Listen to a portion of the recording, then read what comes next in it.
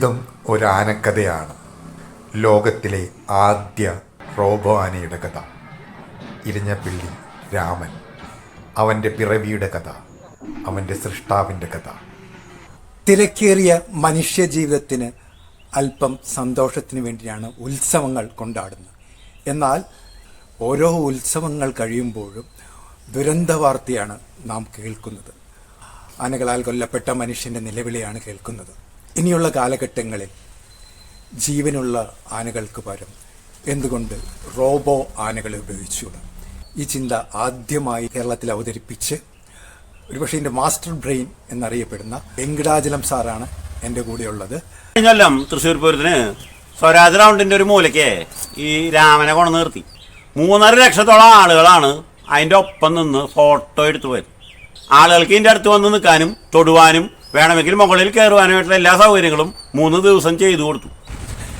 ആദ്യ റോബാനയുടെ സൃഷ്ടികളൊരു ചെറുതല്ലാത്ത പങ്ക് താങ്കൾക്കുണ്ടോ? നിങ്ങളൊരു പേര് കൊടുത്തിരുന്നു. എനിക്ക് പേര് കൊടുത്തത് ഇങ്ങാടപ്പള്ളി രാമൻ എന്നാണ് കൊടുത്തത്. ഈ രാമൻ എന്ന് കൊടുത്തതിന്റെ പിന്നിൽ ഒരു അജണ്ടന്റെ ആയിരുന്നു. എന്തായിരുന്നത്? അതെന്താ വെച്ചാൽ ഈ ആനയുടെ ഹൈറ്റ് തെച്ചിക്കോട്ടാവ് രാമേന്ദ്രന്റെ ഹൈറ്റിനെക്കാട്ടിലും കുറച്ച് കൂടുതലുണ്ട്. ഇപ്പൊ തെച്ചിക്കോട്ടാവ് രാമേന്ദ്രന്റെ മുമ്പിൽ ഒന്ന് നിന്നാലും തെച്ചിക്കോട്ടാവ് രാമേന്ദ്രൻ ഇതിന്റെ മുമ്പിൽ കുനിഞ്ഞിക്കണ പോലെ തോന്നുള്ളൂ. അപ്പൊ അതിന്റെ പേരിനോടനുബന്ധിച്ചിട്ടാണ് ഈ രാമൻ എന്നുള്ള പേരും വരുന്നത്. തെച്ചിക്കോട്ടാവ് രാമേന്ദ്രൻ വരണോടത്ത് പോലും ഈ ആനയാണ് തല ഉയർത്തി നിൽക്കുകയെന്ന് കാണിക്കാൻ വേണ്ടിയിട്ട് അതിനെക്കാട്ടിലും ഉയരം കൂട്ടിയിട്ടാണ് ഉണ്ടാക്കിയിട്ടുള്ളത്. ഇപ്പൊ കേരളത്തിലുള്ള ഈ 5 ആനകളെ പെറ്റാൻ്റെ കൊടുത്ത 5 ആനകളിലും ഏറ്റവും ഉയരം കൂടിയത് ഇതാണ്, രാമനാണ്. ഈ രാമനാണ്. ഇതിനാണ് ഏറ്റവും കൂടുതൽ ഡിമാൻഡ് ഉണ്ടാവുന്നത്. ഈ ആന ബാംഗ്ലൂർ വരെ പോയി. ഇപ്പൊ കഴിഞ്ഞ ആഴ്ച എറണാകുളം ജില്ലയിൽ എരിവേലി എന്ന് പറഞ്ഞ സ്ഥലത്ത് മുരുകൻ ടെമ്പിളിൽ തൈപ്പൂയത്തിന് ആന പോയിട്ടുണ്ടായിരുന്നു. അതിന്റെ വീഡിയോ ആണ് ഇപ്പോൾ കൂടുതലും ആളുകൾ ഈ റോബോട്ടാനയുടെ പ്രചരണത്തിന് വേണ്ടിയിട്ട് സോഷ്യൽ മീഡിയയിൽ ഇപ്പോൾ ഉപയോഗിച്ചുകൊണ്ടിരിക്കുന്നത്.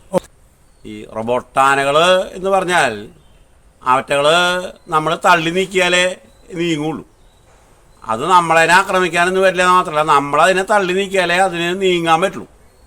അതേസമയം ഈ കേരള ഉത്സവ മാഫിയയുടെ കയ്യിലുള്ള ആനകളെന്ന് പറഞ്ഞാൽ നല്ല ആനകളാന്നൊക്കെ സോഷ്യൽ മീഡിയയിൽ പ്രചരണം നടത്തിയിട്ട് ആളുകളുടെ മുമ്പിൽ കൊണ്ടുവന്ന് നിർത്തിയാൽ ആർക്കും കൺട്രോളില്ലാത്ത ആനകളായി മനുഷ്യരെ കൊന്നൊടുക്കുന്ന രീതിയിൽ അവയുടെ പ്രകൃതിയായുള്ള ചോദനകളെ നശിപ്പിക്കുന്ന രീതിയിൽ മനുഷ്യർ പ്രവർത്തിക്കുന്നതുകൊണ്ടാണ് പ്യുവർ വെജിറ്റേറിയനായിട്ടുള്ള ഈ ആനകൾ മനുഷ്യരെ കൊന്ന് മനുഷ്യന്റെ രക്തം രുചിക്കാനായിട്ട് ശ്രമിക്കുന്നത്. റോബോ ആനയുടെ പിറവി എങ്ങനെയായിരുന്നു? ആന എന്ന് പറഞ്ഞാൽ ഈ 2013 വരെ നമ്മളുടെ വിചാരമണ്ഡലത്തിൽ തലച്ചോറിനുള്ളിൽ മാത്രം നിന്നിരുന്ന ഒരു സാധനമാണ് ഈ റോബോട്ട് ആനകൾ.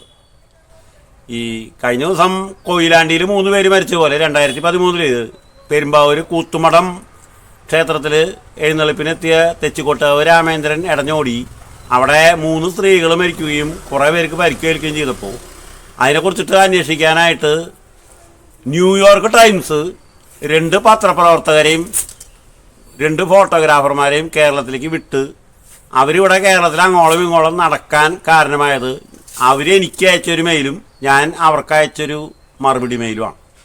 അവരെൻ്റെ അടുത്ത് പറഞ്ഞത് ഞാനായിട്ടൊരു 500 വാക്കിൻ്റെ ഒരു സാധനം എഴുതി കൊടുത്താൽ അവർ പ്രസിദ്ധീകരിക്കാമെന്നാണ്. എത്ര വർഷങ്ങൾക്ക് മുമ്പായിരുന്നു ഇത്? 2013. അവരെന്നോട് പറഞ്ഞ 500 വാക്കിൻ്റെ ഒരു സാധനം എഴുതി തന്നാൽ ഞങ്ങളത് പ്രസിദ്ധീകരിക്കാം, അതോടെ ഈ പ്രശ്നം അന്താരാഷ്ട്ര ശ്രദ്ധയിലേക്ക് വരുന്നു പറഞ്ഞപ്പോൾ ഞാൻ മറുപടി ഒന്നും പറഞ്ഞില്ല. ഇങ്ങനെ ഒരു തുടർച്ചയായിട്ട് അവരെനിക്ക് മെയിൽ അയച്ചുകൊണ്ടിരുന്നപ്പോൾ ഞാൻ കുറേ 21 മെയിൽ വന്നപ്പോൾ ഞാൻ 22ാമത്തെ മറുപടി ആയിട്ട് അങ്ങോട്ട് കൊടുത്തു. അതായത് ഞാൻ എഴുതി തരുന്ന പ്രസിദ്ധീകരിക്കാതെ നിങ്ങൾ അവിടുന്ന് 2 റിപ്പോർട്ടർമാരെയും 2-3 ഫോട്ടോഗ്രാഫർമാരെയും ഇങ്ങോട്ട് വിട്ടിട്ട് അവർ കേരളത്തിൽ നടക്കുന്നത് കാണട്ടെ. എന്നിട്ട് അവർ അവരുടേതായിട്ടുള്ള വൊക്കാബുലറി ഉപയോഗിച്ച് അവരുടെ പദ സംഘടനകൾ ഉപയോഗിച്ച് അവരുടെ പദവിന്യാസം ഉപയോഗിച്ച് അവരൊരു മാറ്റർ എഴുതിയിട്ട് അത് വേൾഡിൽ എങ്ങനെ അറിയപ്പെടുന്നു എന്ന് നോക്കാം എന്ന് പറഞ്ഞപ്പോൾ അവരത് സ്വമേധയാ സ്വീകരിച്ച് അവർ 2 റിപ്പോർട്ടറേയും വിട്ടു, 2 ഫോട്ടോഗ്രാഫറേയും വിട്ടു. അവരിവിടെ 3 മാസം ഇവിടെ കിടന്ന് അങ്ങോളം ഇങ്ങോളം നടന്ന് അവർ കണ്ടെത്തിയ വിഷയങ്ങൾ അതിഭയങ്കരമായിട്ടുള്ളൊരു വാർത്തയായിട്ട് അത് ന്യൂയോർക്ക് ടൈംസിൽ ഈ പ്രതിഷേധങ്ങൾ കണ്ടമാനം വിദേശ സംഘടനകളെ ഉൾക്കൊള്ളിച്ച് നടത്താൻ പാകത്തിനാണ് ഈ ന്യൂയോർക്ക് ടൈംസ് ഈ വാർത്ത ബ്രേക്ക് ചെയ്തത്. അത് ബ്രേക്ക് ചെയ്തപ്പോൾ പല വിദേശ സംഘടനകളും ചോദിച്ചു ജീവനുള്ള ആനയെ നിൽക്കുന്നതിൽ പ്രതികരിക്കുമ്പോൾ നമുക്ക് ഓൾട്ടർനേറ്റീവായിട്ട് ഒരു മറു സാധനം കാണിച്ചു കൊടുക്കണം. ആനയെ എഴുന്നള്ളിക്കരുത് എന്ന് പറയുമ്പോൾ ഞങ്ങൾ പിന്നെ എന്തിനു എഴുന്നള്ളിക്കുന്നു ചോദിക്കുമ്പോൾ ആളുകൾക്ക് വേറൊരു സാധനം കൊടുക്കണം. അതിലൊന്ന് രഥമാണ്. ഈ രഥം എന്ന് പറയുന്ന സാധനം പലയിടത്തുണ്ട്. അതിനെക്കാട്ടിലും മോഡേണൈസ്ഡ് ആയിട്ട് ആളുകൾക്ക് പെട്ടെന്ന് ക്ലിക്ക് ചെയ്യാവുന്ന ഒരു സാധനം മനുഷ്യനുന്തി നീക്കുന്ന ഒരു ആന പ്രതിമയെ എന്താണ് എൻ്റെ മനസ്സിൽ തോന്നി. അത് പെറ്റക്കാരെ ന്യൂയോർക്ക് ടൈംസ് വെങ്കടാചലം എന്ന പേര് കോട്ട് ചെയ്തിരുന്നു. ന്യൂയോർക്ക് ടൈംസ് ആ വാർത്ത പ്രൊജക്ട് ചെയ്ത് ഒരു പ്രത്യേക ഒരു സെന്റൻസ് ഉപയോഗിച്ചിട്ടാണ്. അത് പറയൂ സാർ. കേരളത്തിലത്തെ ആന പരിപാലനം എന്ന് പറയുന്നത് കേരളത്തിലെ ആനയെ സംരക്ഷിക്കാനായിട്ടുള്ള വനം വകുപ്പിന്റെ മന്ത്രിക്കെതിരെ VK വെങ്കടാചലം എന്ന് പറയുന്ന കക്ഷി നടത്തുന്ന യുദ്ധപ്രഖ്യാപനമാണ് കേരളത്തിലത്തെ നാട്ടാനകളുടെ ഭാവി തീരുമാനിക്കുക എന്നുള്ള രൂപത്തിലാണ് അവർ ഈ വാർത്ത പ്രൊജക്ട് ചെയ്തത്. ഈ എല്ലാ പീഡനങ്ങൾക്കും കൂട്ടുവെക്കുന്ന ഒരു മന്ത്രി, ആ മന്ത്രിക്കെതിരെ ഒറ്റയാൾ പോരാട്ടം നടത്തുന്ന ഒരു അക്കൗണ്ടൻസി അധ്യാപകനായിട്ടുള്ള വെങ്കടാചലം, ഇവരുടെ രണ്ടുപേരുടെയും ഏറ്റുമുട്ടലുകളാണ് നാട്ടാന പരിപാലന രംഗത്ത് പുതിയ നിയമങ്ങൾ ഉണ്ടാവാനായിട്ട് സഹായിക്കുന്നതെന്നാണ് അവർ ആ വാർത്തയിലുടനീളം പറഞ്ഞിരുന്നത്. ഏത് അമ്പലം ആദ്യം റോബോ ആന ആദ്യമായൊരു ഉത്സവത്തിൽ പങ്കാളിയാകുന്നത്? അമ്പലമാണ് ഈ ഇരിഞ്ഞാലക്കുട പ്രദേശത്ത്, ഇരിഞ്ഞാലക്കുട താലൂക്കിൽ ഇരിഞ്ഞാടപ്പള്ളി മനയുടെ അടുത്ത് ഉള്ള ഇരിഞ്ഞാടപ്പള്ളി ശ്രീകൃഷ്ണ ക്ഷേത്രമാണ് ആദ്യമായിട്ട് പെറ്റ ഇന്ത്യ റബോട്ടാനയെ നൽകിയ ക്ഷേത്രം. എത്രത്തോളം പൂരപ്പറമ്പിലേക്ക് ഒഴുകിയെത്തുന്ന പുരുഷാരത്തിന് അല്ലെങ്കിൽ സാധാരണ ഭക്തർക്ക് എത്രത്തോളം ഉൾക്കൊള്ളാനാകുന്നുണ്ട്? എങ്ങനെ തോന്നുന്നു? ഞാൻ ചോദിച്ച ചോദ്യം വ്യക്തമാണെന്ന് തോന്നുന്നു. അത് ഒന്ന് എൻ്റെ പ്രേക്ഷകർക്ക് വേണ്ടി ഒന്ന് കൃത്യമായിട്ടൊന്ന്. ഇപ്പം ഞങ്ങൾ കഴിഞ്ഞല്ലോ തൃശ്ശൂർ പൂരത്തിന് സ്വരാജ് റൗണ്ടിൻ്റെ ഒരു മൂലയ്ക്ക് ഈ രാമനെ കൊണ്ടു നിർത്തി, ഈ റോബോട്ടാനെ. 3.5 ലക്ഷത്തോളം ആളുകളാണ് അതിൻ്റെ ഒപ്പം നിന്ന് ഫോട്ടോ എടുത്തു പോയത്. ഞങ്ങൾ ഒരു ഫോട്ടോയ്ക്ക് 1 രൂപ വെച്ച് കളക്ട് ചെയ്തിരുന്നെങ്കിൽ 3 ലക്ഷം രൂപ ഞങ്ങളുടെ പോക്കറ്റിലാണ്. ഞങ്ങൾ ആരെന്ന് പൈസ വാങ്ങിക്കണ്ടേ? ആളുകൾക്ക് ഇതിൻ്റെ അടുത്ത് വന്ന് നിൽക്കാനും തൊടുവാനും വേണമെങ്കിൽ മുകളിൽ കയറുവാനുമായിട്ടുള്ള എല്ലാ സൗകര്യങ്ങളും 3 ദിവസം ചെയ്തു കൊടുത്തു. അതിൻ്റെ അർത്ഥം ജീവള്ളാൻ്റെ അടുത്തേക്ക് പോകാനായിട്ട് ജനങ്ങൾക്ക് പേടിയാണ്. ജീവള്ളാൻ്റെ അടുത്തേക്ക് പോയാൽ ജീവനോടെ വീട്ടിലേക്ക് പോകാൻ പറ്റില്ല എന്ന് എല്ലാവർക്കും അറിയാം. പക്ഷേ ഈ റോബോട്ടാൻ്റെ അടുത്തേക്ക് പോവാം, റോബോട്ടാൻ്റെ ശരീരത്തിൽ പിടിക്കാം, മുകളിൽ ഏണി വെച്ച് കയറാം, സുഖമായിട്ട് ഇറങ്ങാം, വീട്ടിൽ 4 കാലിൽ നിന്ന് മടങ്ങി പോവാം, മുഖത്ത് മൂക്കിൽ പഞ്ഞി വെച്ച് റോബോട്ടാൻ്റെ അടുത്ത് നിന്ന് ആരും പോവേണ്ടി വരില്ല എന്നുള്ള സന്ദേശമാണ് കഴിഞ്ഞ കൊല്ലം പൂരത്തിന് നിരവധി ആളുകൾക്ക് നേരിട്ട് കണ്ട് മനസ്സിലാക്കാൻ പറ്റിയത്. അതുകൊണ്ട് ജീവനുള്ള ആനകളുടെ പീഡനങ്ങളെ കുറയ്ക്കാൻ ഒന്നാമത്തെ മറുപടിയാണ് റോബോട്ടാനകൾ എന്നുള്ളതാണ് ഇപ്പോഴത്തെ ഏറ്റവും വലിയൊരു മുദ്രാവാക്യമായിട്ട് വന്നിട്ടുള്ളത്. നിരവധി ആളുകൾ ഇപ്പോൾ ഈ കഴിഞ്ഞ ദിവസത്തെ ആനകളുടെ കൊലപാതക പ്രക്രിയകൾ കഴിഞ്ഞ പിന്നെ റോബോട്ടാനകൾക്ക് വേണ്ടിയിട്ടുള്ള ഡിമാൻഡും കൂടുന്നുണ്ട്. അവർ ഞങ്ങൾ റോബോട്ടാന വേണമെന്ന് എന്നെ നിരവധി പേര് വിളിച്ച് പറയുന്നുണ്ട്.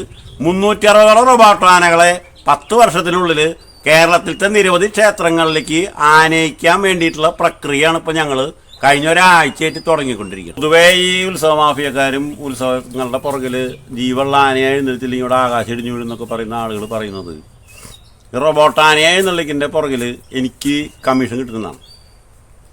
ഈ റോബോട്ടാനയെ ഉപയോഗിക്കാനായിട്ട് പെറ്റ ഇന്ത്യയാണ് പൈസ ചെലവഴിക്കുന്നത്. അവരാ പൈസ കൊടുക്കുന്നത് ഇത് നിർമ്മിക്കുന്ന ആൾക്കാണ്. അത് നിർമ്മിക്കുന്ന ആൾ അത് ചെലവഴിക്കുന്നത് ആ റോബോട്ടാനെ ഉണ്ടാക്കാൻ വേണ്ടിയാണ്. അത് ഉണ്ടാക്കണവർ പോലും അതിൽ നിന്നൊരു പ്രോഫിറ്റ് മെയിൻറ്റെയിൻ ചെയ്യില്ല. ഇന്നലത്തെ ഒരു ചാനൽ ചർച്ചയിൽ ഒരു ആനോടൊന്ന് ചോദിച്ചു അതിൻ്റെ വില എത്രയാണെന്ന് ചോദിച്ചു. അപ്പം ഞാൻ വില പറയാനില്ല, ഞാൻ വില പറയാത്തതിന് കാരണം അതിന് വിലയില്ല. അത് പെറ്റ ഇന്ത്യ ദാനമായിട്ട് ഇവിടുത്തെ ക്ഷേത്രങ്ങൾക്ക് കൊടുക്കുന്നതാണ്. അതിന് വിലയില്ല, അതിന് കോസ്റ്റേ ഉള്ളൂ. ഈ കോസ്റ്റ് അല്ല അയാൾ ചോദിക്കണേ. അപ്പം ഞാൻ അയാളടുത്ത് പറഞ്ഞത് എൻ്റെ നമ്പർ ഞാൻ പറഞ്ഞുതരാം, ആ നമ്പറിൽ വാട്സപ്പ് മെസ്സേജ് അയച്ചാൽ ഇതിൻ്റെ ശരിക്കുള്ള സാമ്പത്തിക വശം തനിക്ക് ഞാൻ ടൈപ്പ് ചെയ്ത് അയച്ചുതരാമെന്ന് പറഞ്ഞു. അപ്പം ഇത് എനിക്കിപ്പോൾ ഇതിൻ്റെ മുമ്പിൽ ഐഡിയ ഇട്ട് കൊടുക്കലേ പറ്റുള്ളൂ. ഇത് ചെയ്യുന്നത് ബാക്കിയുള്ളവരാണ്. എനിക്കിതിന് യാതൊരുവിധ സാമ്പത്തിക മെച്ചമില്ല എന്ന് മാത്രമല്ല, നമുക്കിതിന് വേണ്ടിയിട്ട് പ്രവർത്തിക്കാനായിട്ട് ഞാൻ പഠിപ്പിച്ചുണ്ടാക്കുന്ന പൈസയാണ് ഇതിൻ്റെ എഴുത്ത് പണികൾക്കായിട്ട് ഞാൻ ഉപയോഗിക്കുന്നത്. താങ്ക് യു സാറേ. താങ്ക്സ്. നമസ്കാരം.